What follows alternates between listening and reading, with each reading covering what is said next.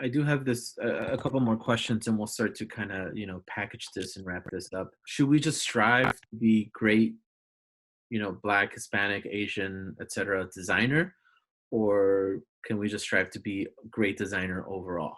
And this is a question asked by Ishia. What do you guys think about that? I know for me, uh,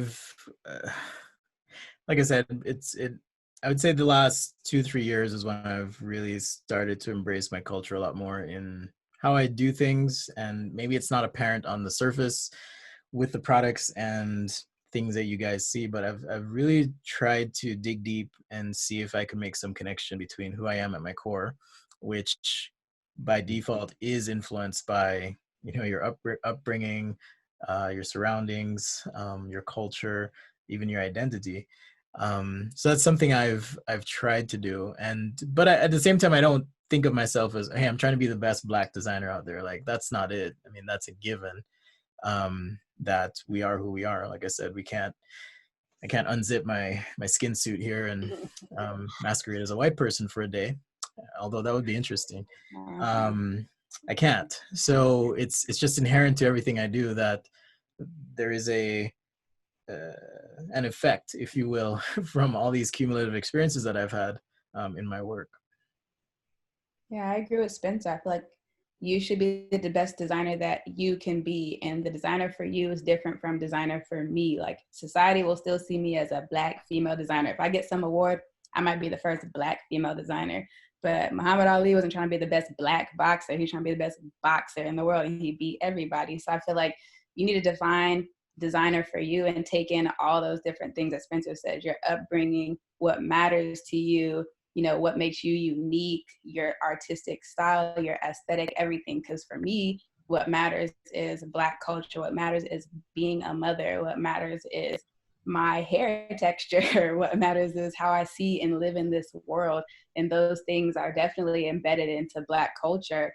But I don't have to be, labeled as Black designer, this and that. I definitely identify as Black, call me Black designer all day. That's fine, but don't box yourself into, I need to be the best of the Black designers or Hispanic designers or this and that. No, do that for all designers. Be the best designer you can be. So when you get to the top, they see all the different things that made you, and they'll appreciate all those things, and they'll see why they were important. And I think those things will trickle down, hopefully.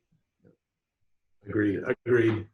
Past, present, future. If we kind of play on that some more. I mean, I think the values that I try to my best to represent in the work that I do come from a lived experience as a Black man, right? I want to be my full self and represent my full realities.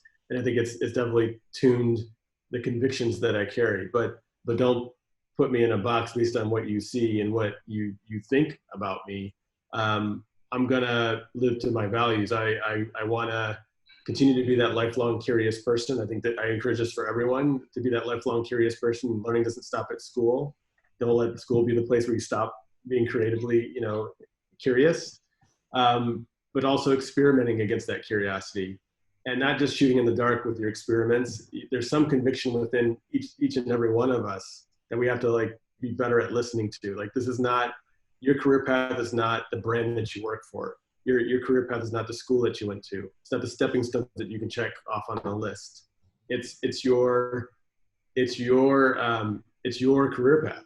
You have to take ownership of it. And you have to have some sense of a future vision for yourself and figure out, how do I curiously and experimentally sort of navigate toward that fuzzy North Star. Not to say that you have to have all the answers, but at least you're tracking and you're taking ownership and license over your career. I encourage that for anyone that I come across. I'm gonna bounce back to something Jasmine said way earlier, but it's just been stuck in my head, this diversity inclusion thing, and maybe this is my own deficiency here, where I didn't quite envision the big picture. But an experience came back to me from my professional career. I was in a meeting. We were working on this product, it was security related. I don't know if you've seen the Ring police surveillance network that they've put together with the doorbell cameras. It was similar to that for a competitor. And we were, barreling along. They had done research. So a group of white designers did white research, built a white product. And I'm sitting in this meeting and they're like, yeah, wouldn't wouldn't it be great if we got a cop in the app? You know, you had a neighborhood representative. I'm like, so I'm sitting in a meeting. I'm like, excuse me, have you guys talked to any minorities about this? Because that's a nightmare for me. I don't want a cop knowing anything about me, where I am, what I'm up to, because I'm just saying that's like just a major trauma. And everyone looked at me like I was confused, right? Super confused. So this idea of inclusion is important. And I think moving forward, now that we're talking about the present and the future, I think moving forward, what I'd love to see for design is more inclusion, right? Is having those voices at the table to say, you know, be even a gut check on your initiatives, ideas, whatever. It doesn't mean that, you know, automatically because you're Black or a minority, you're qualified. It's just we need. I think there's some value here to having a gut or reality check, because when we don't include, we design in silos. And if anything, COVID-19 and everything that's happening, it's been a beautiful thing to see the world come together for this issue. We're all connected. You know, me, myself, and I is not going to cut it moving forward.